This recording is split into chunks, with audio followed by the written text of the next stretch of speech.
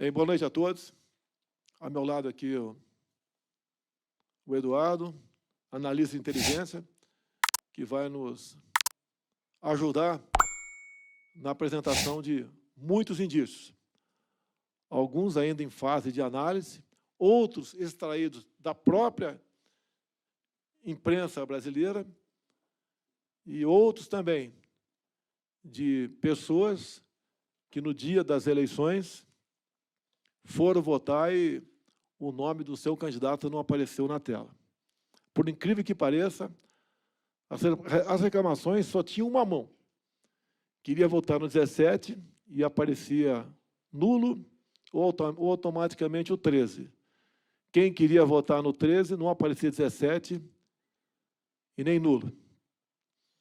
Então, são indícios e mais indícios, bem como no final, o ministro da Justiça, Anderson, mostrará alguns relatos de perícias por parte da Polícia Federal que sempre encaminharam para que o sistema deveria ser aperfeiçoado.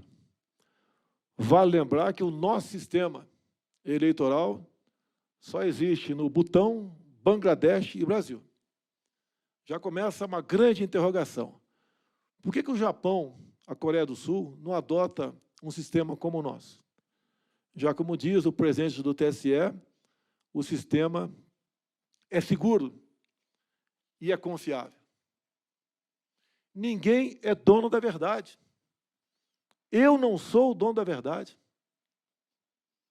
Nenhum ministro, seja qual o poder ou parlamentar, é dono da verdade.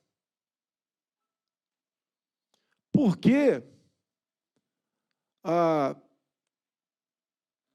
ferocidade do presidente do TSE e não querer discutir e não querer falar sobre uma contagem pública de votos ou sobre uma forma de auditá-los?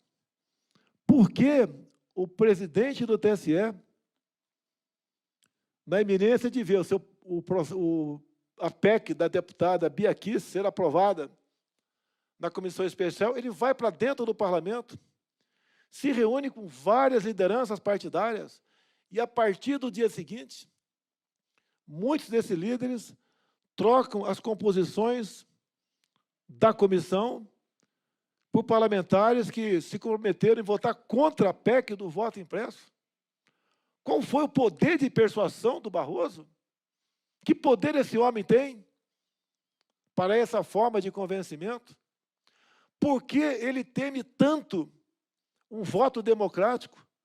Por que ele não quer umas eleições democráticas? Por que ele não quer que nós possamos contar também fisicamente os votos? Mente, senhor ministro Barroso, quem diz que é um retrocesso, que é a volta do voto em papel, isso é mentira. Isso é uma fake news. O senhor deveria ser o primeiro a ter humildade, o primeiro a falar em democracia, em transparência. Hoje, a maioria da população já é favorável à mudança no processo eleitoral. Geralmente, quem busca um subterfúgio para fraudar umas eleições é quem está no poder. Eu estou fazendo exatamente o contrário.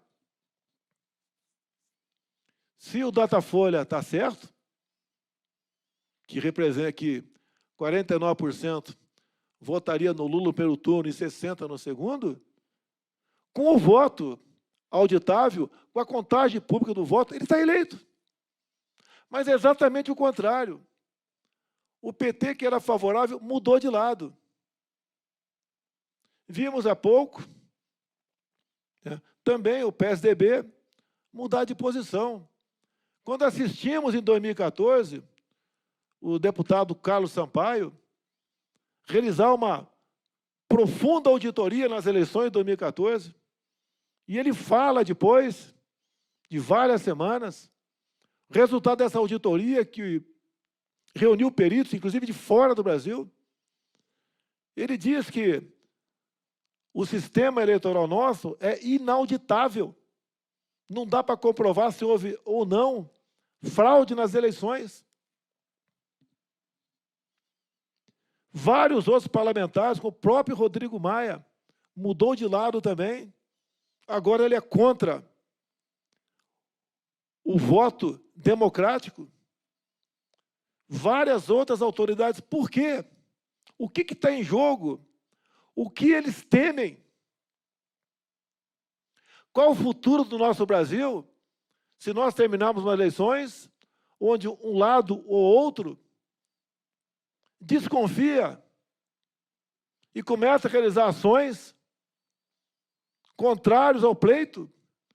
Nós estamos há mais de um ano antes dizendo que nós não queremos problemas. Eu quero democracia. Eu quero que o candidato que o João ou a Maria, porventura, votar, esse voto seja contado exatamente para aquela pessoa. Será que isso é demais? Será que existe um sistema querendo, por meios outros, não democráticos, fazer voltar ao poder aqueles que mergulharam o país na corrupção e na impunidade? Não queremos desafiar ou brigar com nenhum poder, muito pelo contrário, queremos paz, tranquilidade. Quem o povo votar em 2022, o destino do Brasil, o destino da sua família, em grande parte, estará nas mãos de quem ele votou. Se ele fez, porventura, uma opção errada, que aguente as consequências. Mas o que nós não podemos admitir é que alguém que não tenha voto chegue. Desculpe se eu vou ser forte agora.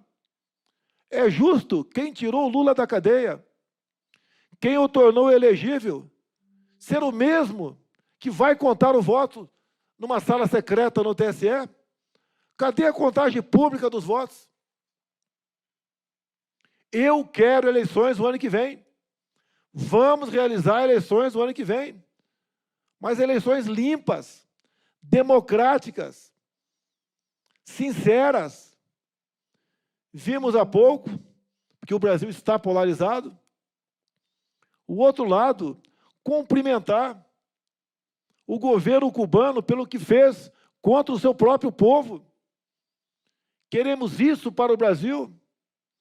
Vimos no passado não muito distante, esse mesmo outro lado fazer campanha para Chávez e Maduro na Venezuela. É um direito dele? É. Mas queremos esse regime para o Brasil? Onde a liberdade é o primeiro bem que a sua população vai perder? Se o povo decidir por um candidato desse de forma limpa, não tem problema. O que está em jogo é o futuro do Brasil, é a liberdade do nosso povo. Longe de eu ter amor por essa cadeira. Sabia que ia ser difícil. Mas entendo, porque acredito em Deus, que Ele me colocou aqui. E só Ele me tira dessa cadeira. Agora, para 23, se porventura eu vier candidato, eu quero ter a certeza que o eleito representa a vontade popular. Tem movimentos previstos para o próximo domingo, para a mudança do sistema eleitoral, pela contagem pública dos votos, pelo voto democrático. Será que a voz das ruas não vale mais? Será que estes que são contra o voto auditável está dizendo para alguns: fique tranquilo com as ruas, quem vai contar o voto sou eu? Todos já ouviram isso? Nos regimes não democráticos, que existe eleição em regime não democrático, também. Quem ganha eleição não é quem vota, é quem conta o voto. Vamos continuar vivendo com essa desconfiança até quando? Essas urnas surgiram no final dos anos 90. Eu fui favorável a elas. Dei declarações favoráveis a elas. Mas a tecnologia é da mesma, a sua segurança, quase nada mudou de lá para cá. Imaginemos que as mesmas medidas que os bancos usavam nos anos 90 para combater a entrada nas contas dos clientes fosse usado no dia de hoje. Qual segurança nós teríamos? Por quê, senhor Barroso? Nós estamos oferecendo mais uma maneira da transparência das eleições. Vossa Excelência é contra.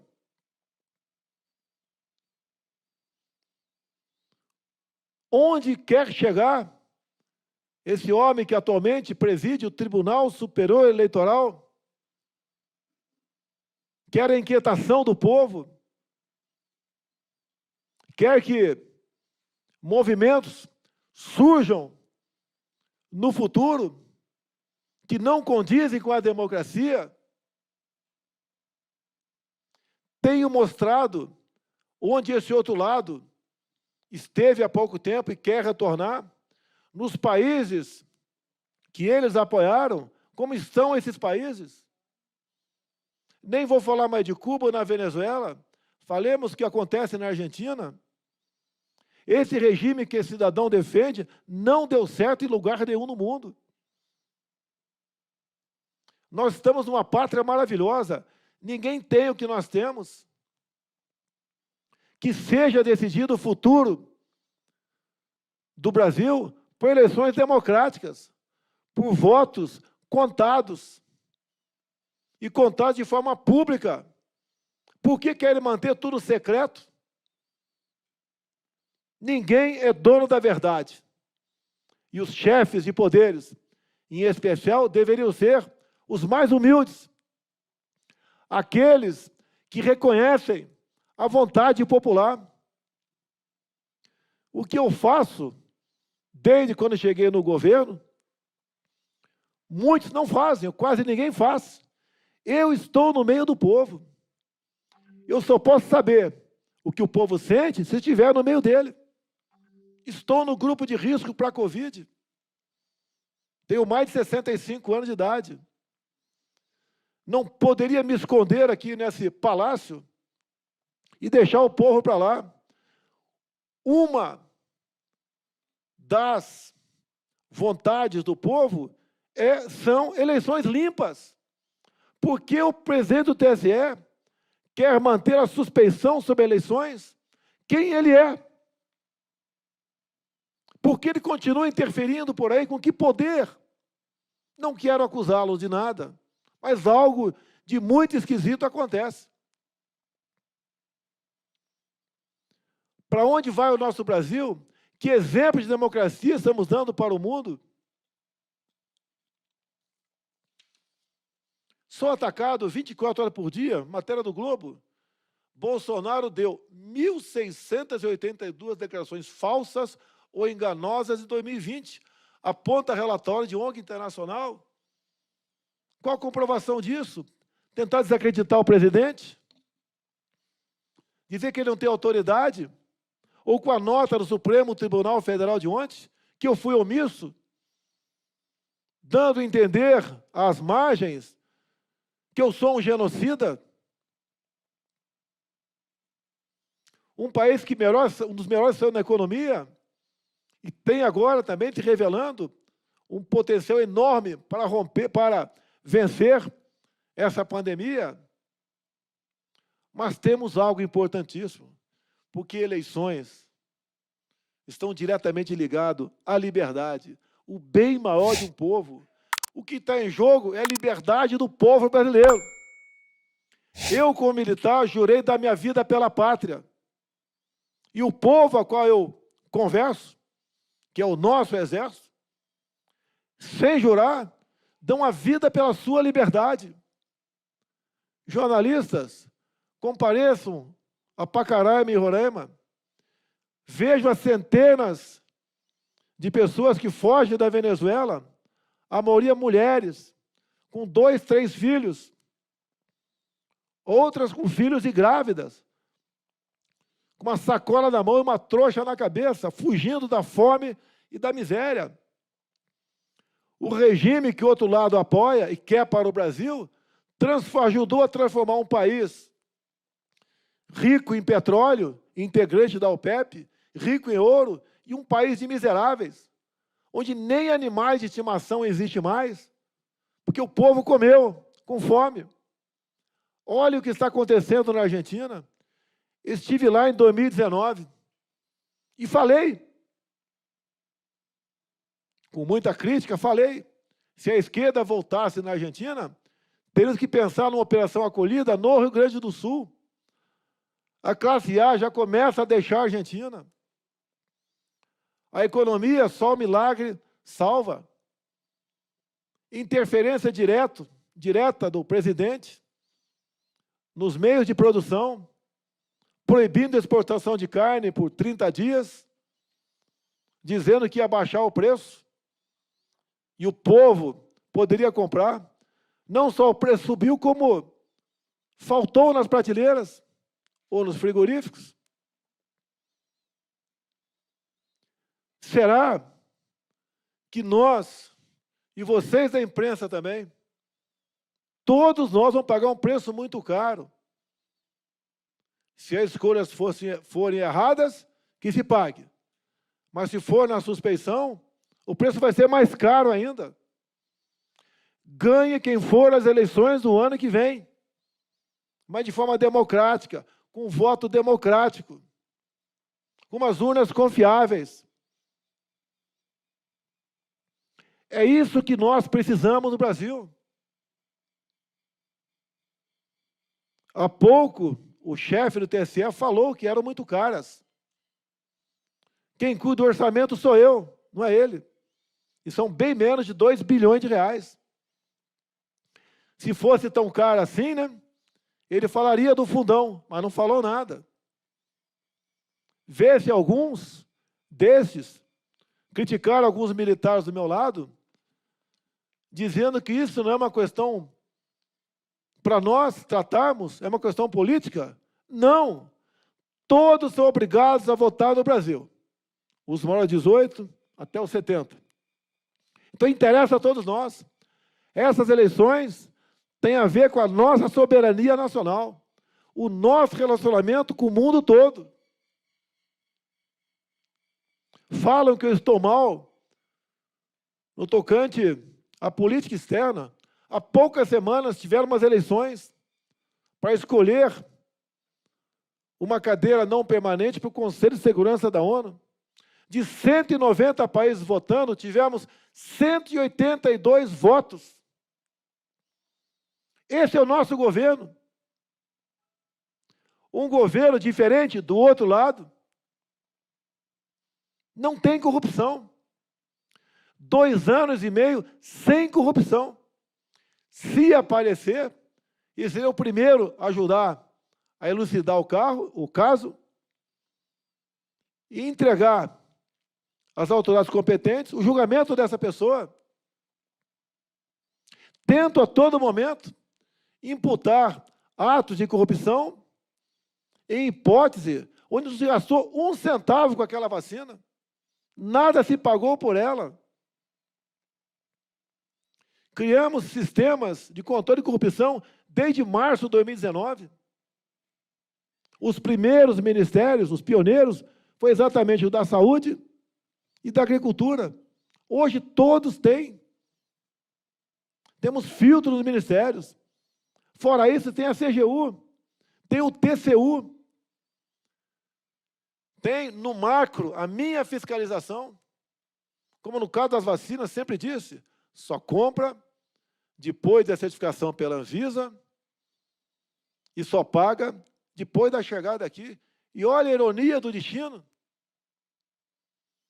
O senador Omar Aziz, presidente da CPI, deputado Renildo Calheiros, irmão de Renan Calheiros, no MP, cujo relator era o senador Randolfo Rodrigues, o que mais nos atacam, apresentaram emendas a essa MP, estendendo o direito a governadores e prefeitos comprarem vacinas sem certificação da Anvisa e sem licitação.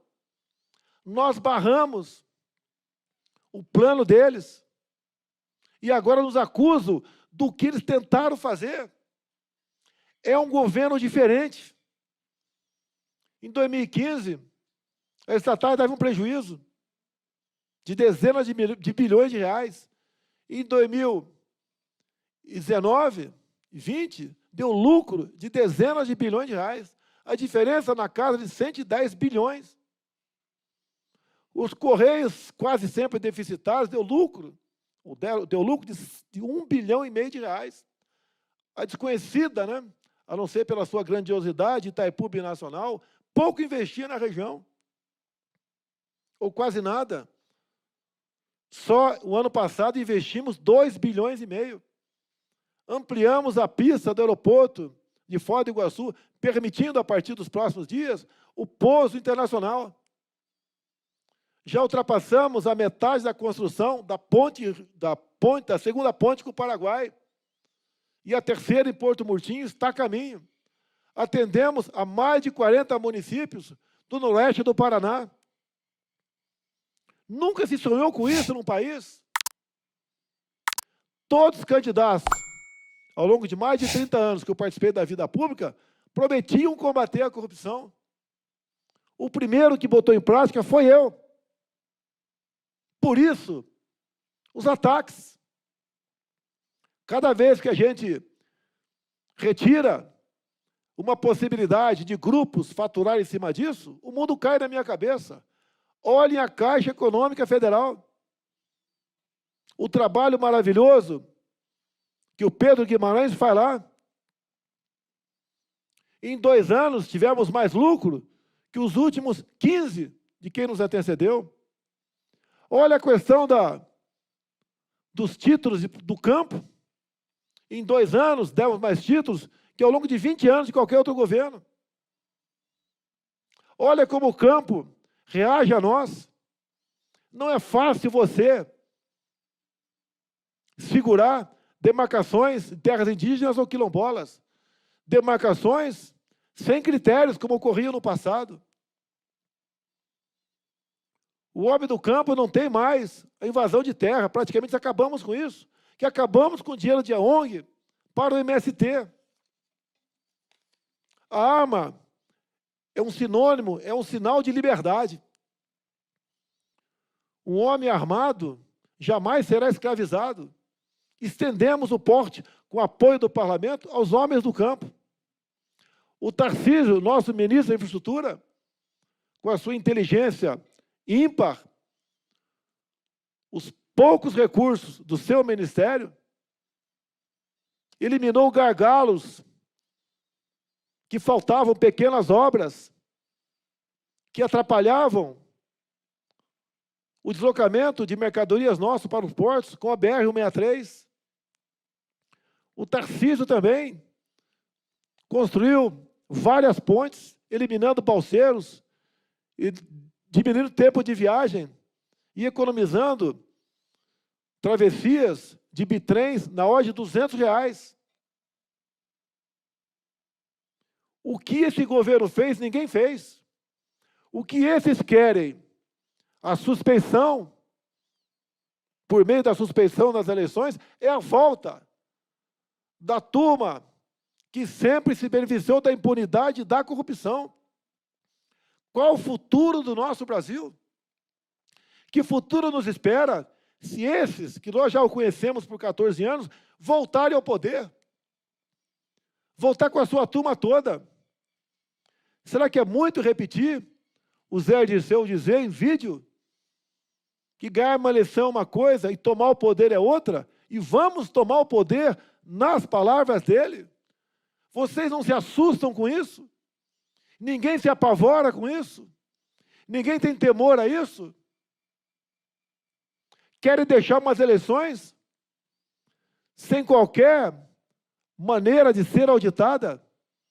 Uma eleições que podem ser mais do que suspeitas?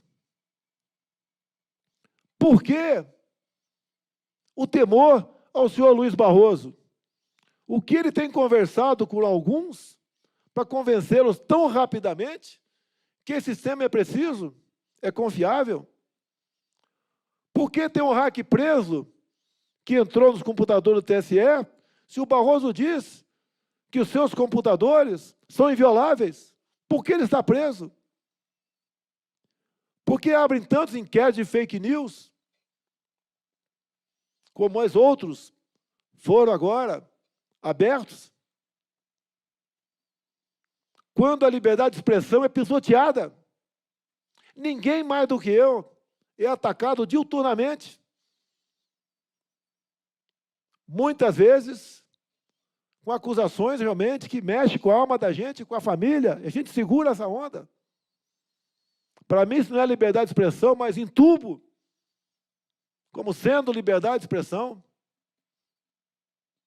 Que decisão foi essa do nosso Supremo Tribunal Federal?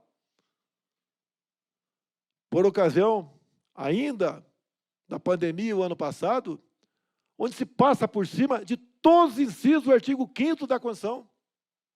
Se toma medidas violentas contra o povo, tirando-lhes o direito de ir e vir, o direito ao trabalho, o direito a frequentar um templo religioso.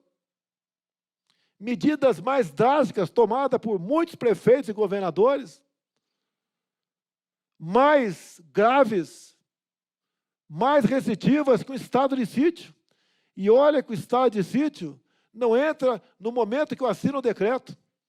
Entra em vigor depois que o parlamento aprovar. E mesmo assim, enquanto durar o estado de sítio, eu respondo por qualquer excesso. E o Supremo deu poderes a governadores e prefeitos, tomaram medidas mais agressivas ainda, sem que eles respondessem por nada, absolutamente nada. Eu quero lembrar a todos que estão em Brasília, nós temos o privilégio de conduzir o destino de uma nação. Mas não se esqueçam que somos mortais. Vamos deixar essa terra um dia. Vamos deixar boas lembranças. Vamos pensar no próximo. A luta pelo poder em Brasília é ferrenha. Perguntei agora há pouco para um importante parlamentar. Falei, se tivesse a oportunidade de alguém no Brasil com certa influência fraudar o sistema eleitoral e ganhar um mandato de senador o ano que vem, tu acha que esse alguém faria isso? Ele falou, faria. E ele respondeu acertadamente. Será que esse modo de se fazer eleições é seguro? É blindado? Os que me acusam de não apresentar provas, eu devolvo a acusação. Apresente provas que ele não é fraudável. O que eu quero é democracia. Tantos me acusam de ditador. Tantos me acusam de ser violento. Eu estou demonstrando, desde quando assumi, que em nenhum momento, como aquele outro que quer chegar ao poder, sempre falou, no controle social da mídia. Não tem uma ação minha contra a mídia. Muito pelo contrário, tem ações da mídia contra mim. Nós queremos transparência, queremos a verdade, queremos eleições democráticas, um voto democrático. Quem pode ser contra isso? Quem quer a instabilidade de uma nação poderosa como a nossa? Se volvermos nossos olhos para fora do Brasil, outros países estão de olho aqui. O nosso fracasso é a vitória deles. Cada vez mais vão tirar de nós, como tiram de vários países da África, o seu sustento em troca de nada. Não somos uma república de bananas. Tem alguns bananas nela. Mas não somos uma república de bananas. Somos um país forte. Um país que tem o que nenhum outro país do mundo tem. E nós estamos abrindo mão disso. O que está em jogo é mais que a nossa vida, é a nossa liberdade. Não podemos aceitar, na mão grande, no poder da força de alguns, alguém assumir o timão desse país e levá-lo para o caos, como assistimos aqui na nossa querida América do Sul. Como diz aí o falecido Roberto Campos, o inteligente aprende com o erro dos outros. O sem inteligência, com erro próprio. E os idiotas não aprendem nunca. Será que temos tantos idiotas no Brasil? A primeira vítima é a imprensa, é a liberdade. Sentimos, por ocasião da pandemia, ações de alguns governadores e prefeitos, depois do empoderamento do Supremo Tribunal Federal, se comportarem como protótipos de ditadores, multando, botando guarda municipal para prender, algemar mulheres na praia, para derrubar a mulher em praça pública, como em Araraquara, e prendê-la. Um completo descaso com os direitos e garantias individuais. Queremos isso para o nosso Brasil? Ganhe quem ganhar eleições no ano que vem. Repito, vamos atender à vontade popular. Não vamos nos prender à vontade de um homem apenas, que interfere no poder legislativo. Não sei, oferecendo com que poder, fazendo com que se mude de um dia para outro uma adesão normal que estava para acontecer, que é a PEC da Bia Kiss, cuja relatoria é do Felipe Barros, praticamente não tivesse esperança de ser aprovado. Todos nós somos interessados. Todos nós devemos ser ouvidos. E a população quer. Vocês verão dia 1º agora, em São Paulo, em outros locais do Brasil, o povo clamando por isso. Quem diria? Lá no tempo de 64 a 85, falavam tanto em democracia. Esses que falavam tanto em democracia lá atrás são os que não querem o voto democrático agora. Era da boca para fora. Sempre ouvi dizer que a democracia não tem preço. Estamos agora numa oportunidade ímpar de realmente falarmos para o mundo e para o nosso povo. Vai ser respeitada a vontade do povo. O Eduardo, aqui do meu lado, vai demonstrar alguma coisa, como disse, apresentado pela própria imprensa, pelo povo, também por indícios fortíssimos, ainda em fase de aprofundamento, que nos levam a crer que temos que mudar esse processo eleitoral. Não pode os mesmos que tiraram o outro cara da cadeia, tornar elegível, ser as mesmas pessoas que vão contar os votos. Vocês veem, no mundo todo, observadores eleitorais. O Brasil vai receber de novo. Vão observar o que no Brasil? O que tem de palpável para eles observar? Não tem como se comprovar que as eleições não foram ou foram fraudadas. São indícios. Um crime se desvenda com vários indícios. Vamos apresentar vários indícios aqui. Eu tenho um compromisso para o povo brasileiro. É governar dentro das 4 linhas da Constituição. Isso eu vou fazer. Tenho 22 ministros que interagem comigo, que estão imbuídos nesse mesmo propósito. Todos os ministros querem o voto auditável, querem a contagem pública dos votos, querem um sistema auditável. Será que eles estão errados? Nós temos a máquina na mão. Não vamos usar a máquina para jogar fora das 4 linhas da Constituição. Em 2 anos e meio, não viram uma só canetada minha que ferisse algum dispositivo constitucional. Muito pelo contrário. Quase sempre tem autoridade fora das 4 linhas, atirando em cima da gente. Estamos mantendo a linha. Estamos governando pelo exemplo. Um governo que honra o seu mandato, que procura dar o exemplo, que quer o melhor para o seu país, que tem demonstrado que o país tem tudo para melhorar.